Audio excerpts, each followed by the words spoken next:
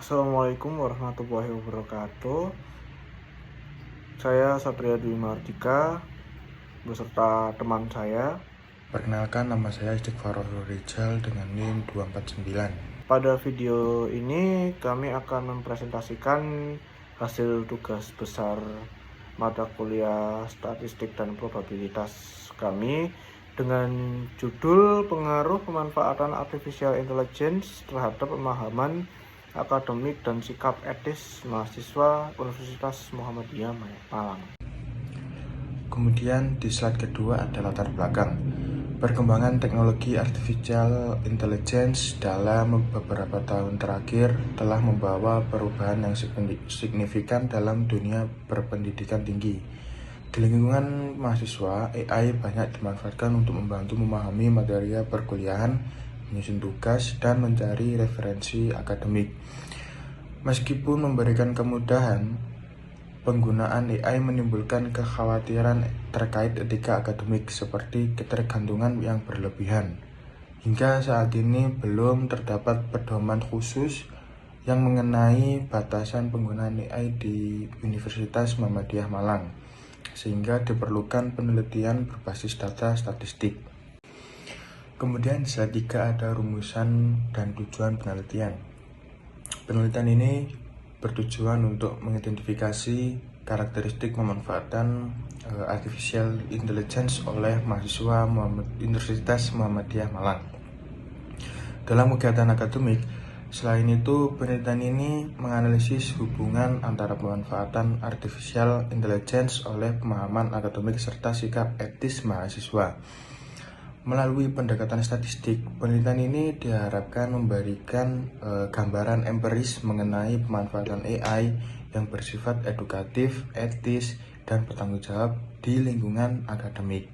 Nah, penelitian ini menggunakan pendekatan kuantitatif dengan tujuan memperoleh hasil yang bersifat objektif dan terukur. Populasi penelitian adalah mahasiswa aktif Universitas Muhammadiyah Malang. Sampel penelitian ini sudah berjumlah 100 responden yang dipilih menggunakan teknik convenience sampling, yaitu berdasarkan kemudahan akses dan kesediaan responden dalam mengisi kuesioner. Pengumpulan data ini dilakukan melalui kuesioner skala Likert yang disebarkan secara daring serta dilengkapi dengan wawancara pendukung untuk memperkuat interpretasi data. Analisis ini data dilakukan menggunakan statistik deskriptif untuk menggambarkan karakteristik data serta statistik inferensial berupa uji korelasi Pearson untuk melihat hubungan antar variabel. Lanjut di slide kelima yang berisi hasil deskriptif dari pemanfaatan AI. Hasil analisis statistik deskriptif menunjukkan bahwa tingkat pemanfaatan artificial intelligence oleh mahasiswa Universitas Muhammadiyah Malang berada pada kategori sedang hingga tinggi. Nilai rata-rata pemanfaatan AI yang diperoleh sebesar 15,33 dengan nilai standar deviasinya yaitu sebesar 2,37.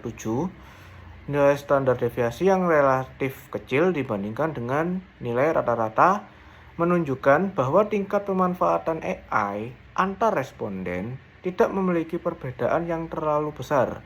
Hal ini mengindikasikan bahwa sebagian besar mahasiswa berada pada tingkat pemanfaatan yang relatif serupa, sehingga penggunaan AI dapat dikatakan cukup merata di kalangan responden. Secara deskriptifnya, temuan ini menunjukkan bahwa artificial intelligence telah menjadi bagian cukup umum dalam kegiatan akademik mahasiswa, terutamanya sebagai alat bantu dalam program belajar dan mungkin penyelesaian tugas mereka. Baik, lanjut di slide ke-6 yaitu hasil deskriptif dari pemahaman akademik.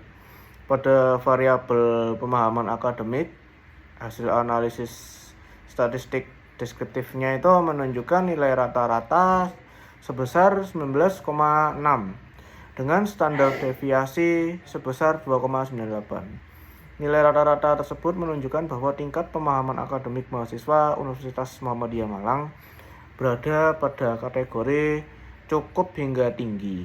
Standar deviasi yang diperoleh menunjukkan adanya variasi tingkat pemahaman akademik antar responden. Namun, variasi tersebut masih berada dalam batas yang wajar dan tidak menunjukkan penyebaran data yang ekstrim. Secara deskriptifnya, hasil ini mengindikasikan bahwa pemanfaatan artificial intelligence berperan sebagai alat bantu pembelajaran yang mendukung mahasiswa dalam memahami materi perkuliahan tanpa menggantikan peran proses belajar secara mandiri. Lanjut di slide ke-7, yaitu hasil deskriptif dari sikap etis. Hasil analisis statistik deskriptif pada variabel sikap etis ini, mahasiswa menunjukkan nilai rata-rata sebesar 18,83 dengan standar deviasi sebesar 3,08. Nilai rata-rata tersebut menunjukkan bahwa secara umum mahasiswa Universitas Muhammadiyah Malang memiliki tingkat kesadaran etika yang cukup baik dalam penggunaan artificial intelligence di lingkungan akademik.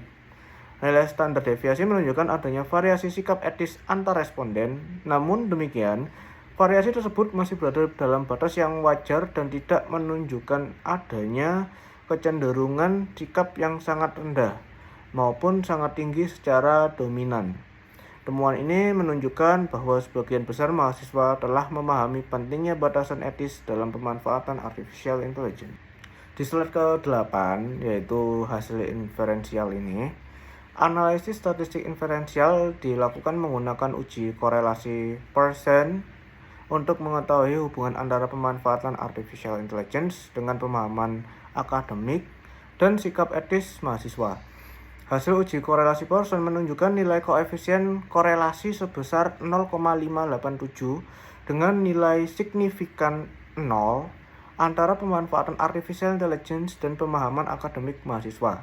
Nilai ini menunjukkan adanya hubungan positif dan signifikan secara statistik dengan kekuatan hubungan berada pada kategori yang sedang. Selain itu, diperoleh nilai koefisien korelasi sebesar 0,512 dengan nilai signifikannya 0 antara pemanfaatan artificial intelligence dan sikap etis mahasiswa. Hasil ini juga menunjukkan hubungan positif dan signifikan secara statistik dengan kekuatan hubungan yang sedang. Temuan ini menunjukkan adanya keterkaitan yang bermakna secara statistik antara pemanfaatan artificial intelligence dengan pemahaman akademik dan sikap etis mahasiswa.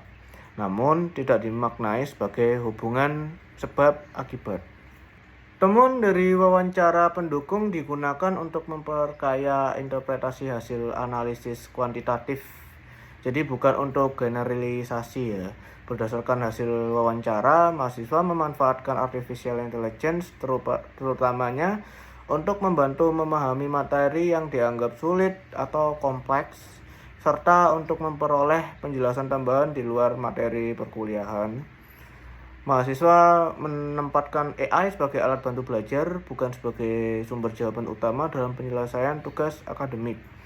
Selain itu, mahasiswa menyadari bahwa penggunaan AI secara berlebihan berpotensi menurunkan kebiasaan berpikir kritis apabila digunakan tanpa proses verifikasi dan refleksi.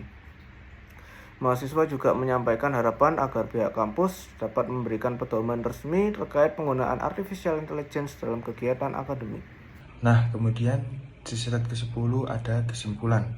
Berdasarkan hasil analisis statistik deskriptif, statistik inferensial, serta wawancara pendukung, dapat disimpulkan bahwa tingkat pemanfaatan artificial intelligence oleh mahasiswa Universitas Muhammadiyah Malang tergolong cukup tinggi.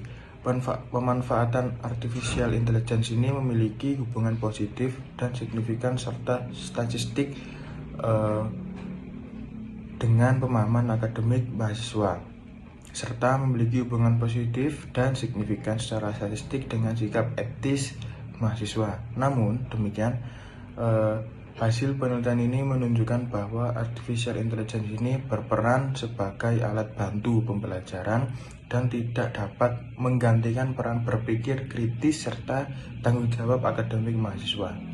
Berdasarkan hasil penelitian ini, mahasiswa disarankan untuk memanfaatkan artificial intelligence secara bijak dan bertanggung jawab sebagai alat bantu pembelajaran serta tetap menjaga integritas dan kejujuran akademik. Dosen diharapkan dapat memberikan arahan yang jelas mengenai batasan dan pemanfaatan artificial intelligence atau AI dalam proses pembelajaran dan penyelesaian tugas akademik. Universitas juga disarankan untuk menyusun pedoman resmi terkait penggunaan artificial intelligence atau AI yang guna untuk mendukung proses pembelajaran yang etis, bertanggung jawab, dan berkualitas. Demikian presentasi tugas besar ini kami sampaikan. Terima kasih atas perhatian Bapak dosen serta seluruh pihak yang telah menyimak video ini. Apabila ada salah kata, saya ucapkan mohon maaf. Wassalamualaikum warahmatullahi wabarakatuh.